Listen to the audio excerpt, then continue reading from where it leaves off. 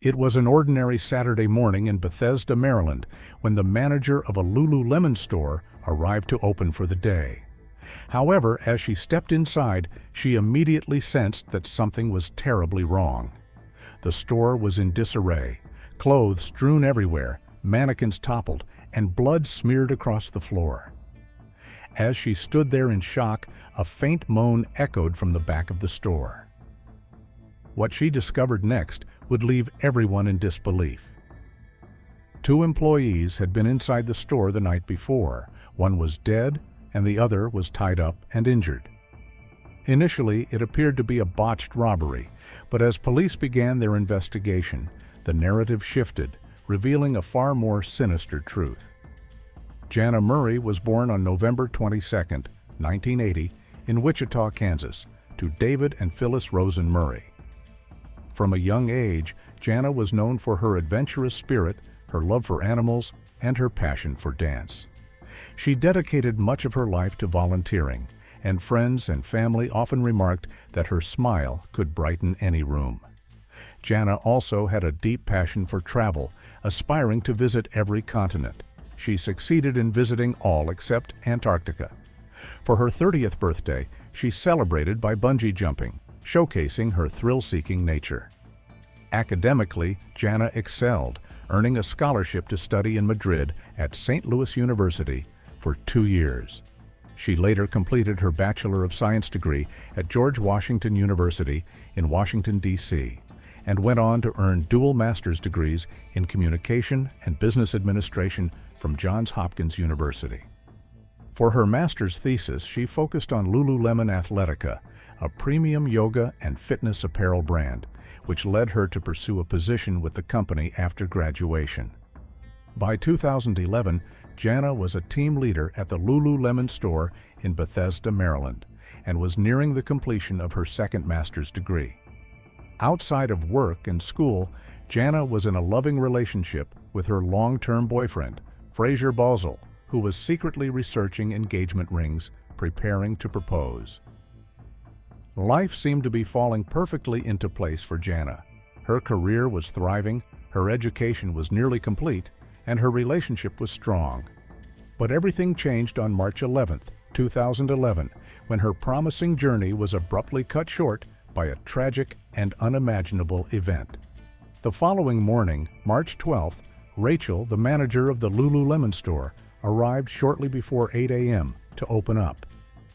Bethesda was generally considered a safe and quiet area, but when Rachel reached the entrance, she noticed the door was unlocked, her first indication that something was amiss. Upon entering, it became immediately clear that a horrific event had taken place. The store was in chaos, with mannequins knocked over, clothes scattered, and blood splattered across the floors, walls, and ceiling. As Rachel tried to comprehend the scene, she suddenly heard a faint moan. Someone was still inside and in pain. Overwhelmed with fear, she ran to the neighboring Apple store, where a long line of customers had gathered for the release of the new iPad 2. Among them was a man named Ryan, who noticed Rachel's distress. When she explained that something was terribly wrong inside the Lululemon store, Ryan offered to accompany her to investigate. Inside, Ryan moved cautiously through the disarray, following bloody footprints toward the back of the store. There, he stumbled upon a horrifying sight: a woman with long blonde hair lying face down in a pool of blood. Before he could fully process the scene, he heard another soft moan coming from the bathroom. Inside, he found another woman, her hands and ankles bound with zip ties, her body bloodied but miraculously still alive.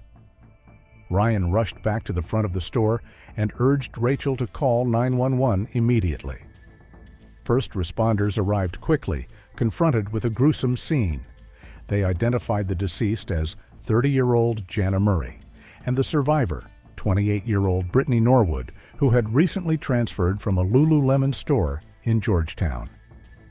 Brittany was badly injured, with extensive cuts and bruises covering her body, and both women's pants had been slashed, raising disturbing concerns about potential assault.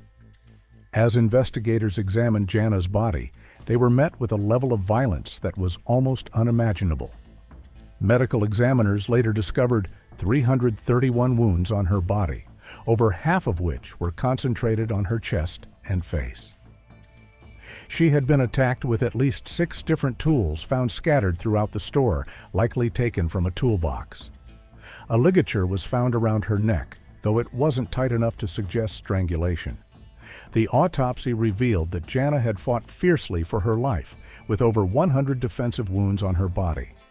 Tragically, the fatal blow struck the back of her neck, and evidence suggested she had attempted to escape, leaving a blood trail leading toward the store's emergency exit. Detectives faced significant challenges in their investigation. The Lululemon store had no external security cameras, leaving them without footage of who might have entered or exited the store that night. They turned to the Apple Store's security footage across the street, which captured 2 men dressed in dark clothing walking near the store around the time of the attack. However, the footage was too distant to make any definitive identification. With no other leads, detectives turned to the only person who might know the truth: Brittany Norwood. Although visibly traumatized, Brittany eventually shared her account of the events. She explained that on the evening of March 11th, she and Jayna were closing the store. After locking up, they went their separate ways, but Brittany realized she had left her Metro card inside.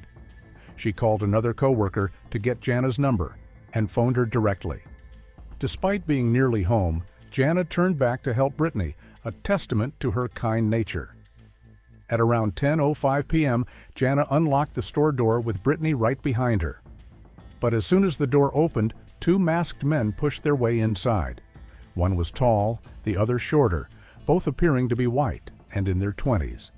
Brittany claimed the shorter man attacked her while the taller one grabbed Jayna. They forced the women to the back of the store, threatening them and revealing they knew where Brittany lived, as she had utility bills in her purse with her address. Terrified, Brittany believed they were robbers and hoped they would take what they wanted and leave. Instead, the situation escalated into violence. Both women were assaulted, and Brittany reported hearing Jayna scream. Eventually, the screaming stopped, and Brittany feared she was next. Strangely, the men decided to spare her life, telling her she was fun to take advantage of. After the brutal assault, they allegedly tied Brittany up and left her in the bathroom, where she was later discovered. As investigators gathered forensic evidence, they hoped to find DNA that would lead them to the attackers. However, forensic testing revealed no evidence of sexual assault, and the only DNA present belonged to Jayna and Brittany. The investigation took a turn when detectives examined the footprints found at the scene. All prints were contained within the store, raising questions about whether the attackers had entered from outside or if they had never left because they had never come in from outside. Suspicion began to grow around Brittany as investigators uncovered troubling details about her past. In college, she had a reputation for stealing, which led to her expulsion. After relocating to Maryland, she was fired from a hotel for stealing from coworkers. Despite her rocky history, Brittany had ambitions of becoming a personal trainer and opening her own fitness center, and her job at Lululemon was meant to be a stepping stone. The night of the attack, Jayna had conducted a mandatory bag check on Brittany, discovering a pair of Lululemon leggings with the tag still attached. Although she didn't confront Brittany directly, she reported the incident to their manager. Later that night, after the store had closed, Brittany contacted Jayna, claiming she needed help retrieving her Metro card. Investigators believe this led to a confrontation, with Brittany possibly begging Jayna not to report her. When Jayna refused to back down, the situation escalated, resulting in a brutal attack. After taking Jayna's life, Brittany moved her car to buy time and cover her tracks. Witnesses reported seeing her in the vehicle, and nearly 90 minutes later, she returned to the store, put on size 14 shoes found on site, and staged the scene to look like a robbery gone wrong. She trashed the store, took cash from the registers, inflicted minor injuries on herself, zip-tied her own wrists and ankles, and placed herself in the bathroom, waiting for morning when coworkers would discover the horrifying scene. On March 18, 2011, exactly 1 week after the crime, Brittany Norwood was arrested. Prosecutors faced the challenge of proving that this was not a spontaneous act of violence, but a premeditated murder. The trial began in October 2011, with the lead prosecutor painting Brittany as a manipulative liar. The defense admitted that Brittany had killed Jayna, but argued it was not premeditated, claiming it was a tragic case of panic. However, the details of the case told a different story. Jayna fought hard for her life, leaving behind a trail of blood and evidence of a prolonged attack. The jury deliberated for just an hour before finding Brittany Norwood guilty of first-degree murder. In January 2012, she was sentenced to life in prison without the possibility of parole. The judge condemned the murder as cold-blooded and premeditated, criticizing the Apple Store employees for their failure to act when they heard Jayna pleading for help. In 2015, Brittany's final appeal was denied, and she remains imprisoned at the Maryland Correctional Institution for Women. This case will be remembered not only for its brutality, but also for the heartbreaking irony that Jayna was murdered by someone she tried to help. All she did was tell the truth, and for that, she paid the ultimate price. Thank you for tuning in to Hidden Motive. Don't miss out. Subscribe now for more thrilling investigations.